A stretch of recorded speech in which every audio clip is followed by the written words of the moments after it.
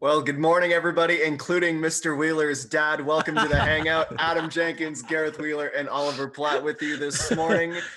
What a way to start this show. Just a little stroll through. Timing was impeccable. Wheels, aside from... It's like the reverse of the one on BBC where the little kids run into the office. Now I'm going to have my parents. I'm visiting my parents. They're going to start walking through the shot as well. That's a theme we haven't seen, is parents crashing Zoom calls. That's just been the kids. That's a good shout. Exactly. You had the game on just until a few minutes ago before we went live, Gareth. What was your thought on this 9 a.m.? At least we got some goals in a morning match. Sporting the first goal came like 30 seconds in. Sporting Kansas City beat Real Salt Lake. It was on our kind of OneSoccer MLSisBack preview. What did I say? Look out for Columbus. Look out for Sporting Kansas City. And if it wasn't for their goalkeeper being sent off in their first game, they would have run this group. So I'm giving myself a Barry Horowitz pat on the back here. Yeah. What were your predictions? How have you fared so far? My picks are exactly the same. Wheels got to them first, so he can take the credit for them. That's what it was. It was just copying homework. Yeah, exactly. No, I liked SKC and Columbus too. So, we've got it right so far for once. Smart guys. Not only good looking, but smart. One of those things is especially true, but we won't address the other. Let's get into yesterday's game, TFC and the Revs. No goals in that match. Ayo Akinola not scoring for the first time all tournament. Guys, is it time to sound the alarm? Ayo Akinola, overrated? Yeah, he's done. Thanks for coming, Ayo. But no, I think, like I said in the first game, although he got his 2 goals, he missed a few chances. What you're pleased about with Ayo Akinola is just every single game he's getting good opportunities, and some of them will go in, some of them won't. But he's always getting in those good spots and getting the chances.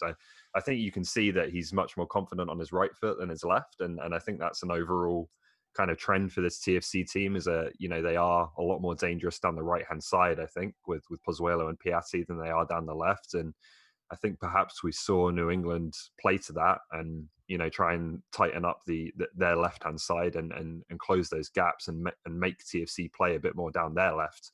And maybe TFC is still just lacking that kind of threat on the left wing to balance the attack out. But yeah, I think it was another positive performance for Ayo Akinola. Nearly had a penalty at the end, obviously.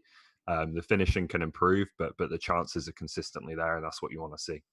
And he's bringing something that other number 9s for Toronto FC haven't. I mean, Altidore has been so good coming to the ball, using his big body.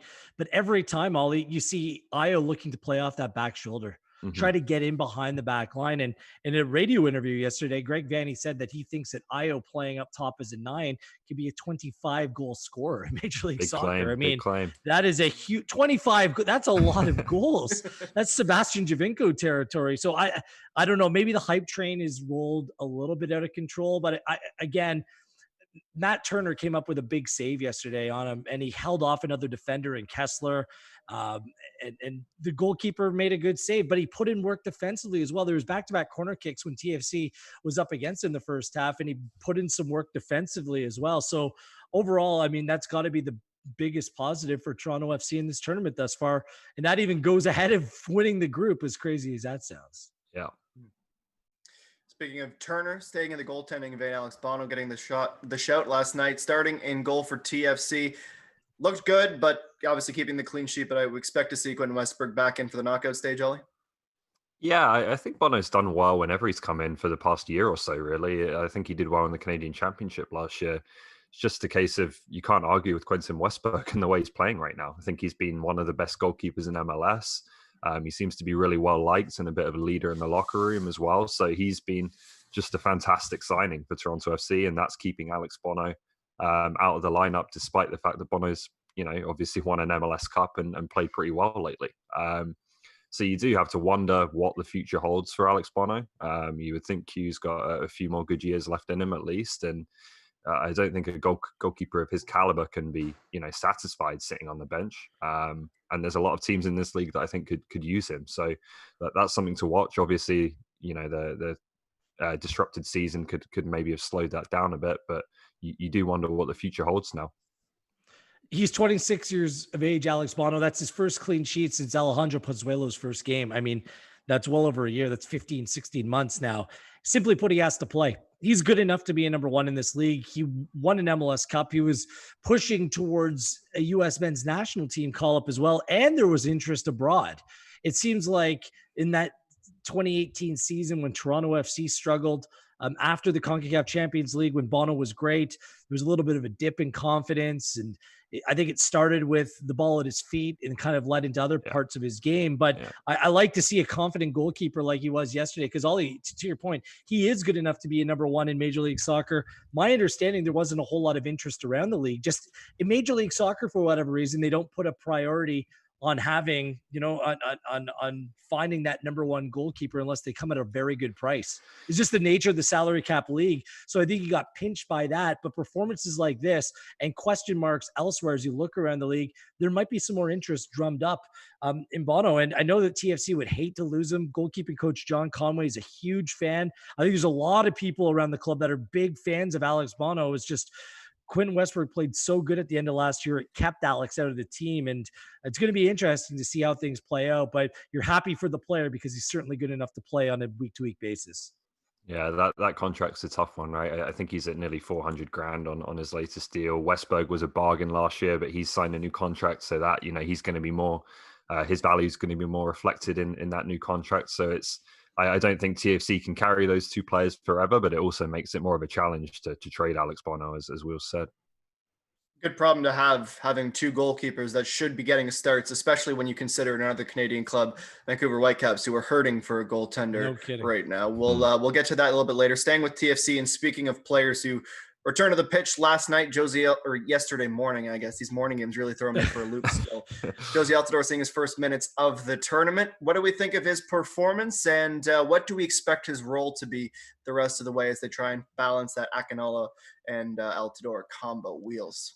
I thought it was really bright. He was on for about 5 minutes, and he played that wonderful through ball to Akinola.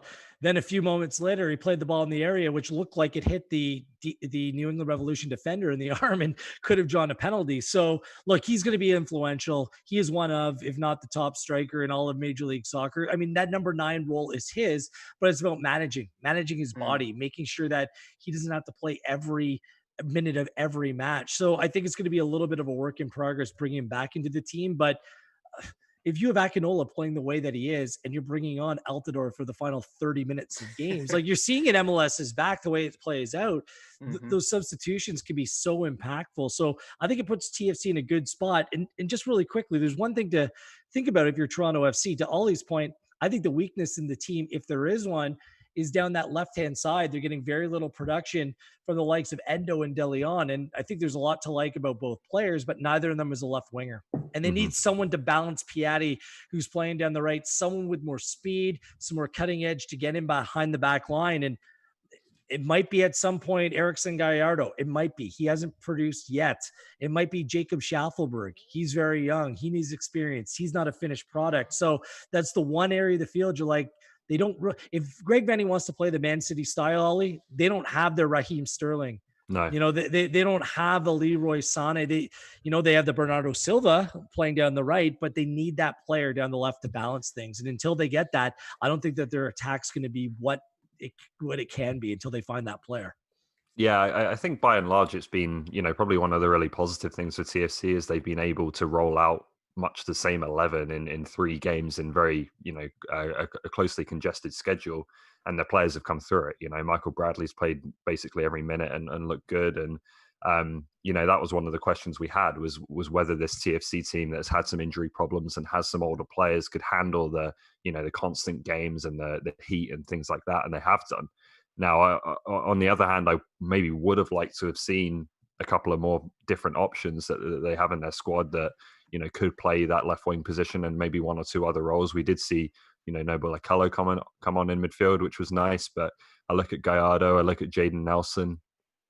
Could they help in terms of really bringing some pace and penetration out wide? We haven't seen them train, so it's hard to say. But on paper, they have those kind of tools, right? So I would have liked to have seen that. But overall, you can't really complain about TFC's group stage. It's been a good run. They wanted Gallardo to be that player when they brought him in. That was by design. He came in hurt. I think they realized that the player just has a little bit more work to get to that level. But I know over the course of the offseason, the conversation about who to bring in as that third DP, I mean, they were looking at potential young DPs from South America. I know that for a fact. Some players that could maybe play that way or play it a little bit of a different way, but they went with a more established option in Pablo Piatti instead. So that's up for others to debate whether that was a smart move going for a player in their 30s or whether they should have gone younger and brought in another player. But if Gallardo or Schaffelberg can be that player, boy, oh boy, it solves a lot of problems. And you see it in flashes. I just don't think either players bring the consistency that Greg Vanney needs to see from his team in order to work their way in what is a very difficult starting 11 or even an 18 to crack. Mm-hmm. Now, the Group C matches completed. TFC topping the group on goals for. So they are the top seed in the group, advancing into the knockout round on Sunday, where they will play the third place team in either A, B, or F, which could include Seattle. It could include LAFC. It could include the Caps. We have to see how the rest of the tournament shakes out.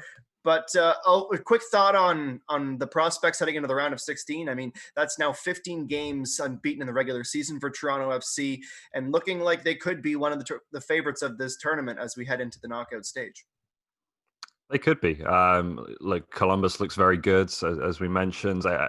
Kansas City, I think, will be a threat. San Jose, I've said a few times, I just think they are very fit and physically ready for this tournament.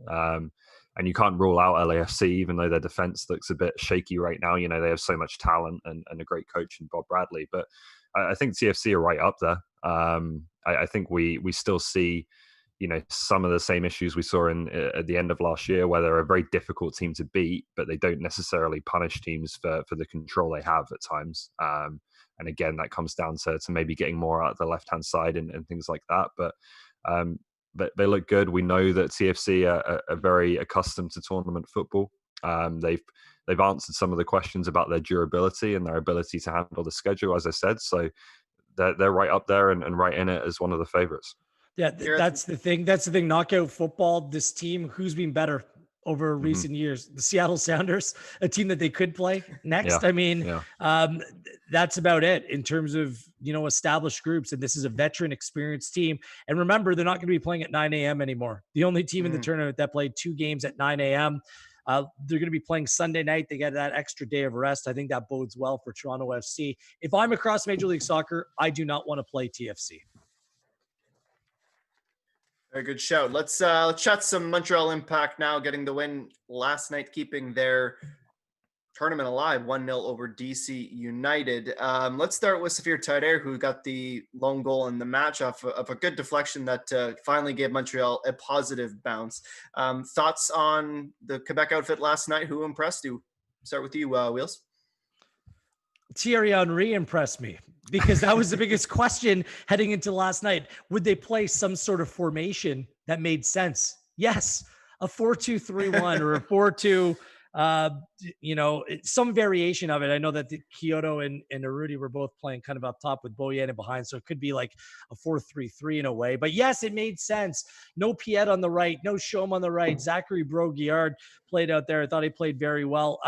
Just that's what happens if you simplify and don't overcomplicate things unnecessarily. You can take advantage of some actual genuine talent in their team. And I think they're a much better team than DC United. Like, full credit for Montreal for seeing a game through after losing 2 games in very disappointing ways. DC United is no good at all, but they still, DC, they just limited them to next to nothing last night. I thought Lewis Binks was excellent. He could be a real find, a teenager playing with that kind of composure at center back.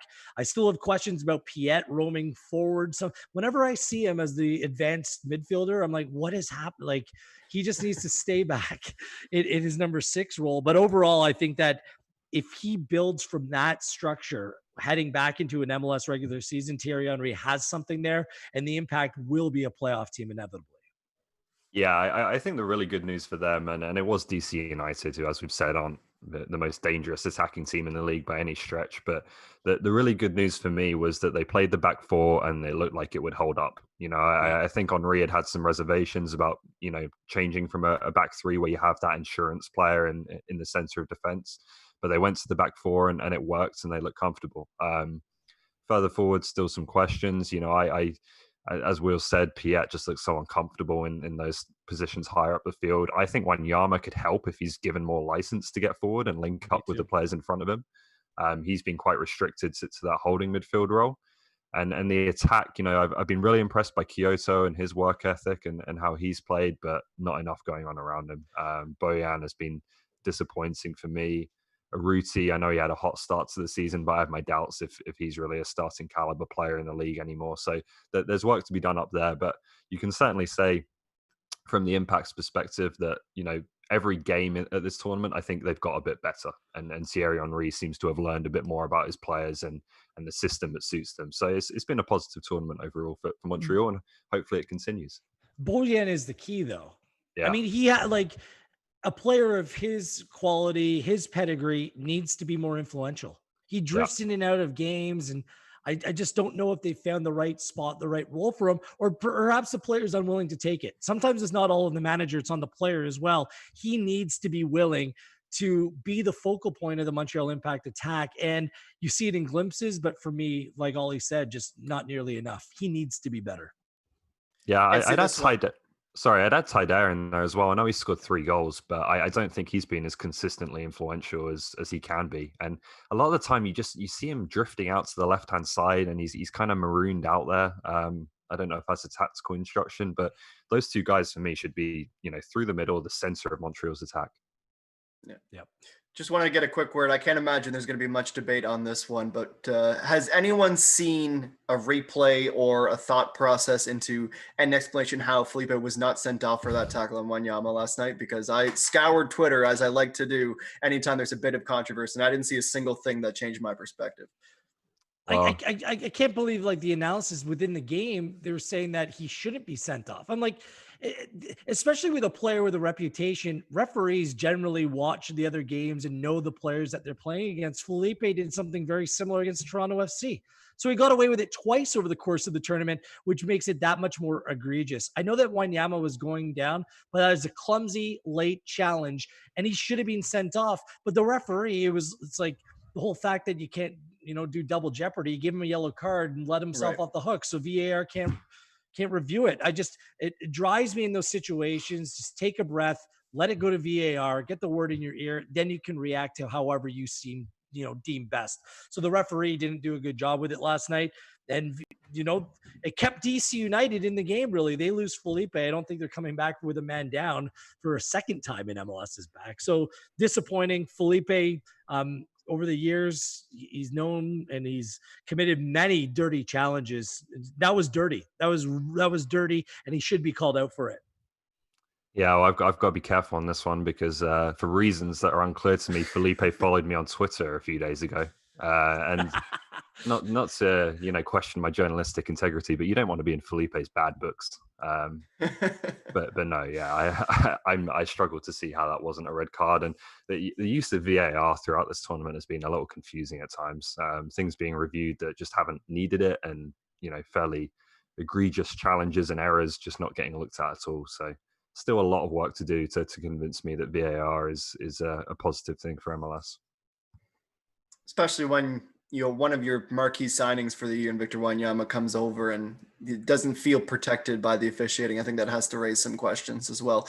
Yeah. Tottenham linked Louis Binks last night, 18 years old, looked pretty good in the match. How good do you think he can become, though, Mr. Oliver Platt? Well, he's 18. You got to, whoa. Yeah. Second guest of the show. It's a great cat you have there.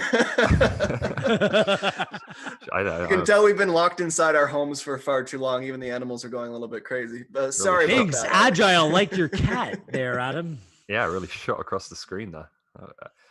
Louis Binks, what was I saying? Yeah, Louis Binks. He's 18. You got to repeat that because 18 is not 21, 22.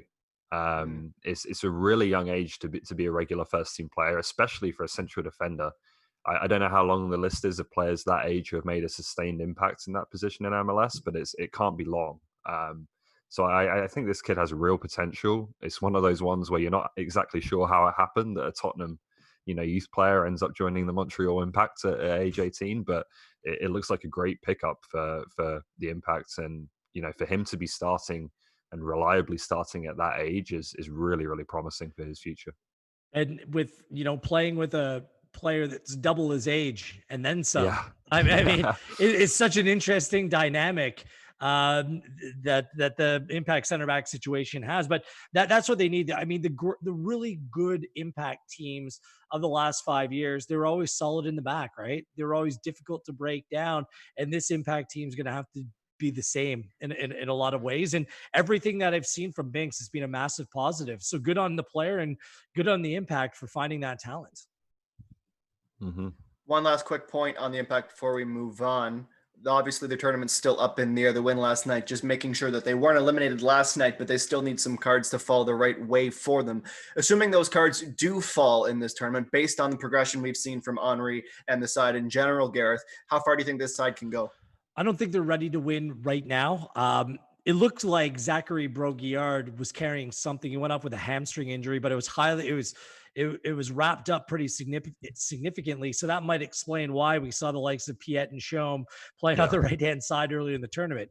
And if that's a valid explanation that they just don't have another player to play in that role, then that means problems for the Impact. Because I thought Broguillard did very well last night, and he's established himself for me as the first choice right back in the Montreal Impact, no doubt about that. So that could provide some problems. And the Impact being an experienced team the way they are, I'm not sure if their group are set up for success in tournament football like this when games come fast and furious and heat. I'm just not sure they're built that way. So, and who knows what Thierry Henry's aspirations are. Going home with a formation and 3 points, again, Impact for me.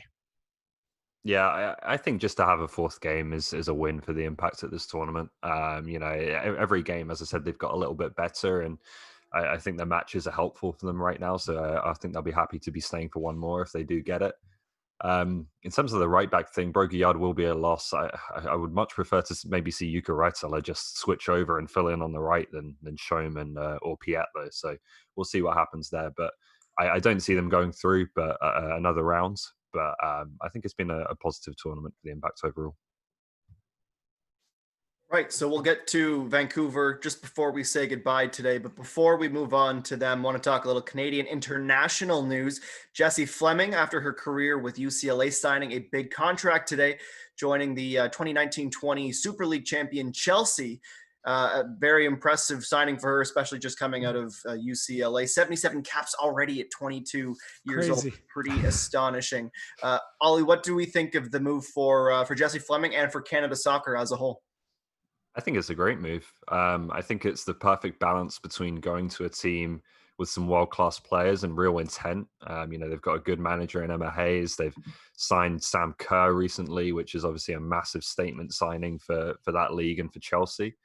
So it's a team that's going after the Champions League and has been in the semi-finals 2 of the past 3 years. But it's not quite that Lyon where Jessie Flemming, you maybe wonder if she's going to get in the starting 11 and what kind of minutes she's going to get, right? So I think it's a really nice balance between, a team that she can play some meaningful minutes for, but also one that's going places and could be right at the top of the women's game in the next few years. So great move. I think, really impressed by the way the likes of Flemming and Heitema have been aggressive with their moves and gone to Europe and looked for the best option for them. And to be honest, I think Jessie Flemming over the past year or two maybe hasn't progressed as well as people would have hoped. And I think a large part of that has been that she's been ready for the pro game and she's obviously been finishing her degree and maybe just hasn't had enough challenges at the college level. So really hoping she can kick on now in the professional game. Great point, Ollie, because at 22, it's about time. Typically in the men's game, players are playing professional at a younger age. And I wonder how much playing at a level below her, playing in the NCAA has kind of taken away from her growth. But the one thing that coaches always tell me, they want to see their players get out of their comfort zone. That's why I'm happy she didn't stay in the NWSL. Yeah. She's going overseas. She's going to be the lone Canadian player on that team. Yes, Janine Becky and Adriana Leon are over there as well, but this is a good spot for her on a very good team. And when you look at the squad, the Chelsea squad, it seems like it's screaming out for a player like Jessie Flemming to step into their midfield as well. That would be the area where they could actually improve. They're good at the back, they're good up top. So Flemming could be an influential player on this team. So I think it's a good fit. 10 goals in 77 caps, as I mentioned, for Jessie Flemming, and started 72 of her 75 games with the Bruins, 25 goals and 22 assists for her. And from someone who played in LA, perhaps could have been interesting to see if Angel City, the newcomer, Yeah. the newly announced NWSL team, would have had some interest in her. But alas, she's off across the Atlantic. Okay, Ollie, we have a theme here where we like to ask you for CPL updates. We know at the moment we are in this holding pattern with waiting for an announcement. We believe one to be close, but there is some news that you can share with us today on the player side. Let's start with York 9. What's going on in their camp? Yeah, we thought it'd be fun to run through a few of the teams rather than do the generic league update I've been giving for the past few shows. York 9, so there's quite a bit of news with York 9. Obviously, Adrian Ugoritsa, that move didn't work out because of the challenges of getting international players into the country. Y9 are pretty close to wrapping up a replacement. It's going to be another international player, but it's one coming from Europe and instead of South America, which makes the paperwork a bit easier to do. So I don't think that's quite done yet, but Y9 fans should have some good news and another reinforcement to what already looks like a very strong forward group. They're still hoping to bring in Nicholas Hamilton and Yako. Those two players aren't in the country yet, and it may take some time to get them in. So we'll see, what the timeline is like, but they're still hoping to get those guys in. Brian Lopez, I think, looks a bit more unlikely, unfortunately, but between bringing Ryan Telfer back and potentially getting this new player in, it's a really strong looking squad at Y9. They're pretty positive about their chances this season. You just recap what they've done over the offseason. Brought in one of the best Canadian players ever as an assistant coach in Paul Stalteri. Brought in two of the stars of the league, I think, in Petrasso and Telfer. Some really interesting international players that are rated highly in this new 21st club partnership that the league has established. And they're also pretty excited about their U21s, the likes of Ija Halley and Julian Altabelli from TFC and some local guys, Max Ferrari. They think those guys are ready to contribute right now as well. So very high expectations being built at York 9, but it looks like with the talent they've got that they're going to, have a real good shot at delivering on them this year. All right, let's stay in the 905 and move to Forge FC next.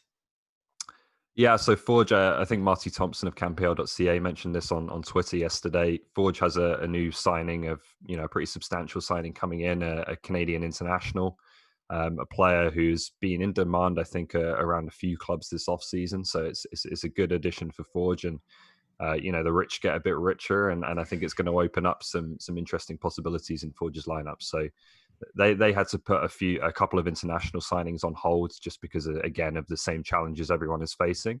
And so I think we're going to see them add maybe a few domestic players that can not just fill their squad, but add to their starting lineup as well. I was hoping that it was Terry Dunfield making a comeback because Marty said ex-MLS Canadian men's national team. Dunfield comeback. We got to make that happen. Terry can still play. We've seen him on Monday nights. Derek can move the ball. We'd lose a commentary partner. We'd miss him, but I think Dunfield to CPL would be fun. East Coast time, HFX Wanderers. Ollie, what's the latest there? Yeah, just a quick one here. Good news for Halifax fans. Alex Marshall is on his way into Canada, and he will be available for the season whenever it starts. So that's a good one for them.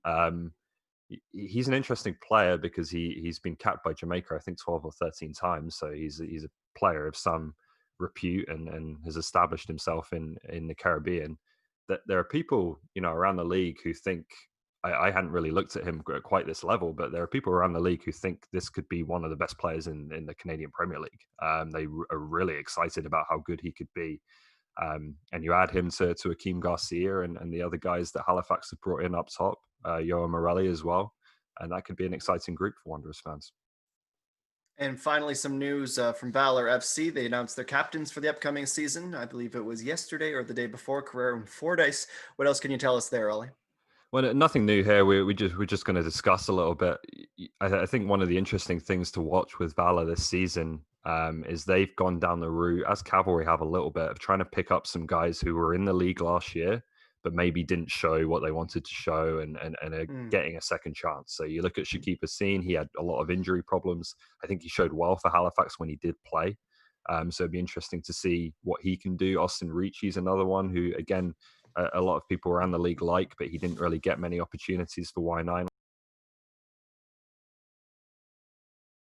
So the wide areas, they look very strong. I know Rob Gale is excited about the left-sided combination of Levi's and Bukamutu. That looks really strong.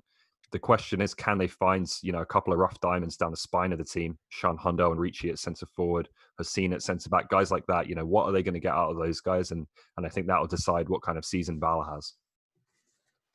Very good. A positive and informative CPL update. Always nice for value-added updates instead of holding patterns. But we appreciate the news and notes there from around the CPL. Ollie. Okay, Wheels, time for the spotlight to turn back to you. Oh, God. Quickly on the Vancouver Whitecaps, who are wrapping up their tournament tomorrow morning against the Chicago Fire, looking for a point, currently sitting without any points. And Mark Santos, coach, quoted as saying, defensively, we're making mistakes and we need to really sort out our back line. We know you had some thoughts about Derek Cornelius before not being in the starting 11. Is that sort of on the theme that you're thinking here from what we heard from MDS? I'd be shocked if Derek Cornelius doesn't start the next game. But I mean, the story about the Vancouver Whitecaps goes beyond just the back line. It's the goalkeeper position. Is 21-year-old, out of Saskatoon, Thomas Hassel is going to be starting again. And Mark DeSantos freely admitted if he goes down with some kind of injury, there's going to be a squad player that goes and has to serve as the goalkeeper for the Vancouver Whitecaps, because really this entire replacement pool goalkeeper situation has let down the Vancouver Whitecaps. Jeffrey Carlisle of ESPN detailed it to great extent yesterday, walking through how, because the international transfer window closes and this is a Canadian team, and then other pool goalkeepers were involved with other teams. Caleb Patterson-Sewell, who was with Toronto FC last year, was with Nashville. There's all of these ridiculous reasons why the Whitecaps can't get a backup goalkeeper. Sometimes with the moving targets that there have been all across the way for this tournament, need to bend the rules to do what's best for the teams. And right now, this is not serving in the best interest of the Vancouver Whitecaps. Just because they're a Canadian team, how many times have we heard this? It just doesn't seem fair. It's not equitable. If I'm DeSantos, if I'm a Whitecaps supporter, I'm livid at this. You need to make exceptions. Like, look, personal loss in the terms of Brian Meredith, like you don't want to cast a negative, put a negative or pressure-filled situation on a player leaving and feeling bad about it. Like, and the injury obviously is the timing's horrible. When it rains, it pours for the Whitecaps for Crépeau. So it's just at times like this, common sense needs to prevail rather than having rigid rules that don't allow for common sense to actually play out here. So I don't know. I think it's just another situation where Canadian teams can look how much are Canadian teams playing at a deficit in Major League Soccer, and there have been improvements, but there's still a lot that needs to change.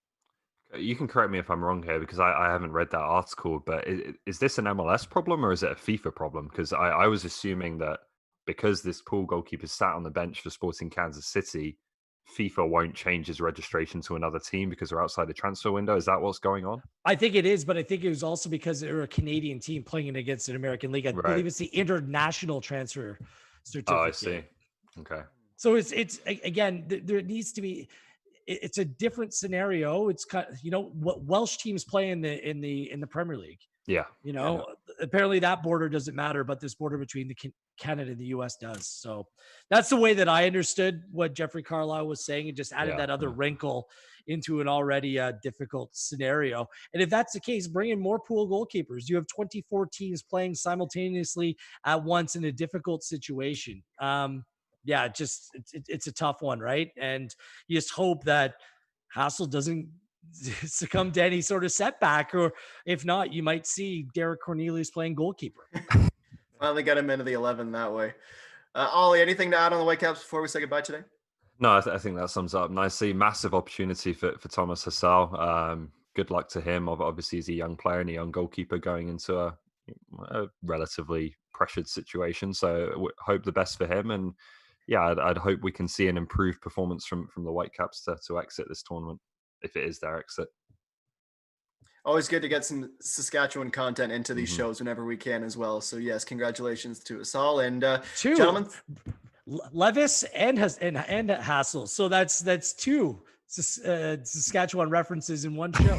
I think that's a record. And that's one that may not be replaced until we see Bridge City FC or whatever the mock-ups on Reddit are saying. Which bring CPL to Saskatchewan. Yes, Gareth Wheeler, the face of the movement.